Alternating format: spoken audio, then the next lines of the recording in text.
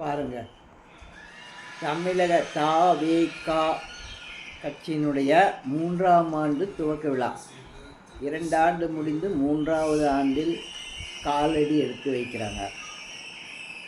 ஒரு மனிதன் வந்து பிறந்து அவன் மெச்சூர் ஆகிறதுக்கு 18 வயசு ஆகணும் இல்லையா? அப்போ தான் அது வந்து ஒரு முழு மனிதனாக ஆகக்கூடிய காலம்.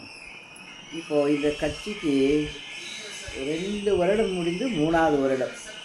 இந்த 3வது வருடத்திலேயே தான் முதல்வராகணும், தன்னுடைய கட்சி ஆட்சிக்கு வரணுங்கிறது வந்து நியாயமான ஆசையா அப்படின்னா கிடையாது.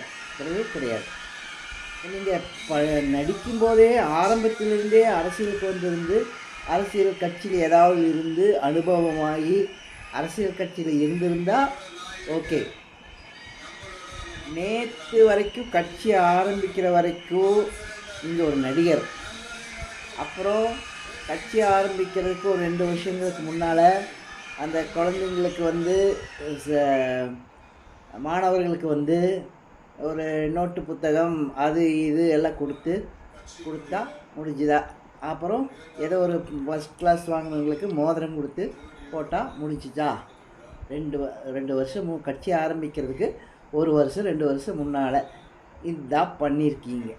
ஆரம்பத்திலிருந்து என்ன பண்ணி எம்ஜிஆர் மாதிரினா எம்ஜிஆர் நடிக்கும்போதே ஆரம்பத்திலிருந்தே கட்சியில் தான் இருந்தார். காங்கிரஸில் இருந்தார். அப்புறம் அண்ணா வந்ததுக்கப்புறம் திமுகவில் இருந்தார். அவர் கட்சியிலிருந்து கட்சிக்கும் செலவு பண்ணார், மக்களுக்கும் செலவு பண்ணார். அந்த மாதிரி அரசியலில் ஆர்வம் இருந்தது. ஆரம்பத்திலிருந்தே அவருக்கு ஆர்வம் இருந்தது. அவருடைய திரைப்படங்கள் எல்லாம் மக்களுக்கு நல்வழி சொல்கிற மாதிரி நல்வழி காட்டுற மாதிரி தான் பாடல்கள் இருக்கும். அவர் சிகரெட் குடிக்கிற மாதிரியோ தண்ணி அடிக்கிற மாதிரியெல்லாம் எந்த சீனும் இருக்காது. தன்னை ஒரு எம்ஜிஆர் பேசுகிற மாதிரி என்ன பேசுகிறாங்க, எம்ஜிஆர் பேசுகிற மாதிரி என்ன திட்டுறாங்க அப்படின்னு சொன்னால் அவரோட லெவல் எங்கே, உங்களோட லெவல்? தன்னை பார்த்து இந்த பூனை வந்து புலியை பார்த்து சூடு போட்ட மாதிரி தான் சொல்லணும். அப்போது நேற்று வந்துட்டு இன்னைக்கு வந்துட்டு அரசியல் கட்சி ஆரம்பித்து ஒரு முதல்வர் ஆகணும் அப்படிங்கிறது ஆசை தான். ஆனால் பேராசை இருக்கக்கூடாது. அரசியல் கட்சி யார் வேணால் ஆரம்பிக்கலாம், நடக்கலாம், அதை பற்றி தவறு கிடையாது. ஆனால் அதற்கு ஒரு நியாயம் இருக்கணும் இல்லையா? இப்போது தொண்டர்கள் வந்து ஒரு குறிப்பிட்டான தொண்டர்கள் மட்டும் அந்த மண்டபத்தில் இருக்காங்க. அப்போ வெளியிருக்கிற தொண்டர்கள், வெளியிருக்க உங்கள் ரசிகர்களெல்லாம் இழிச்சவாயிருக்கலாம். அவங்கெல்லாம் வெளியே வந்து கூட்டம் வரும் அப்படின்னு சொன்னால் அதுக்கு வந்து கூட்டம் வந்து இப்போ அந்த இறந்து போனாங்களா அந்த சுற்று வட்டாரம் அங்கே வந்தவங்களுக்கெல்லாம் அவங்களாம் தொண்டர்கள் இல்லையா? அவங்களாம் கட்சி ரசிகர்கள் இல்லையா? அந்த கூட்டத்தை வச்சுட்டு அவங்க குடும்பம் பேரண்ட்ஸ் எல்லாமே ஓட்டு போடுவாங்க அப்படின்னு அந்த மண்டபத்துக்குள்ளே உட்காந்து பேசுனா இது என்ன அர்த்தம்? அது மட்டுமல்ல, பேசுகிறது என்ன பேசுகிறீங்க? ஒரு 10 நிமிஷம், 3 நிமிஷம், 15 நிமிஷம் என்ன பேசியிருக்குது அதில்? இது வரைக்கும் எதுவும் முழுமையாக எதுவும் சொல்ல. டிஎஸ்க்கு திமுக அந்த இது சொன்னதே அரைச்சி அதுவும் சில சமயங்களில் துண்டு சீட்டை பார்த்து இந்த மாதிரி பண்ணிட்டு இருந்தேன். கட்சி இன்னும் வளரணும், நீங்களும் இன்னும் வளரணும். ஆனால் அவர் வந்து விஜய் பார்த்தா ஒரு பாதிரியாக இருக்குதா லாய்க்கான மாதிரி இருக்கிறாரு. பாதிரியாரப்பான நல்லா பேசலாம், அமைதியாக மெதுவாக அப்படி பேசலாம். ஒரு அரசியல் தலைவருக்குரிய ஒரு வேகமோ, ஒரு அரசியல் தலைவருக்குரிய ஒரு தலைமை பண்போ அது மாதிரியெல்லாம் எதுவுமே அறிகுறி தெரியலையே. துண்டு சீட்டை பார்த்து பேசுகிறது, யாராவது எழுதி கொடுக்குறத பார்த்து சொல்கிறது, எவ்வளோ நாளைக்கு இப்படி பண்ணிகிட்டு இருக்க முடியும்? நிர்வாகம் பற்றி ஏதாவது தெரியுமா? ஒன்றுமே தெரியாது. அப்படி சும்மா முதலமைச்சர் ஆகலாம் அப்படிங்கிறதுக்கு வந்து கட்சி ஆரம்பித்தோன்னே நம்மள ஆகலாம் அப்படிங்கிறதெல்லாம் யாரும் கனவு காண முடியாது.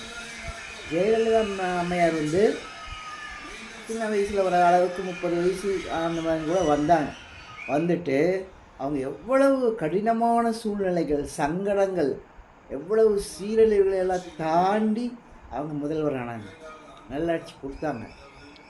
அப்புறம் ஒரு எதிர்க்கட்சியினுடைய தலைவராக இருந்தவரை போய் ரோல் மாடல் அப்படின்னு சொல்கிறா. இப்போ நீங்கள் திட்டுற திமுகவுடைய தலைவர் தான் கலைஞர், அவரே ரோல் மாடல் சொன்னால், அப்போ உங்கள் கட்சியில் வந்து சேர்ந்துருக்கிறாங்களே இவங்க சில ஏடிஎம்கேல இருந்து அவங்களும் அதை ஏற்றுக்கிறாங்களா? அப்போ ரோல் மாடலுங்கிறது வந்து ஒரு எதிர்கட்சி தலைவரை ரோல் மாடல்னு சொல்கிறது இதுதான் முதல் கட்சி தலைவர்.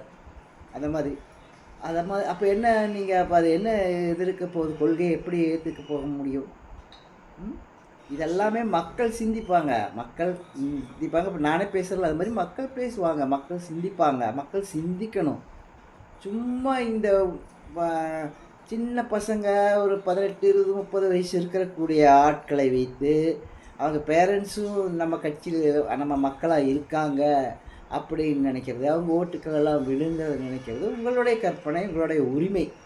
ஆனால் மக்கள் சிந்திப்பாங்க.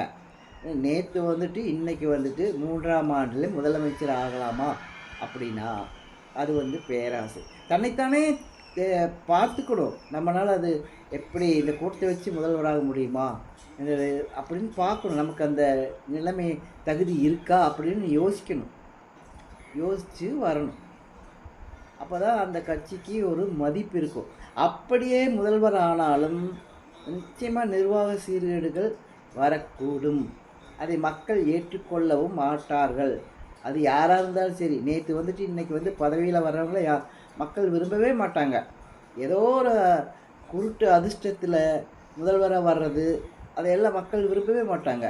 இப்போ ராஜீவ்காந்தி வந்தார், இந்திரா இறந்துடனே வந்தார், நிர்வாக சீர்கேடுகள் நிறைய இருந்தது. அடுத்தது அம்மையார் சோனியா அம்மையார் வந்தார், நிர்வாக சீர்கேடுகள் நிறைய இருந்தது. அந்த மாதிரி தான் உடனே வந்தாலும் அதை மக்கள் ஏற்றுக்கொள்ளவே மாட்டாங்க. இதனுடைய ரிசல்ட்டுகள்லாம் போக போகத்தான் தெரியும். தாவேகா வளர்ச்சி அடையாதது, இன்னும் வளர வேண்டியது இருக்கிறது.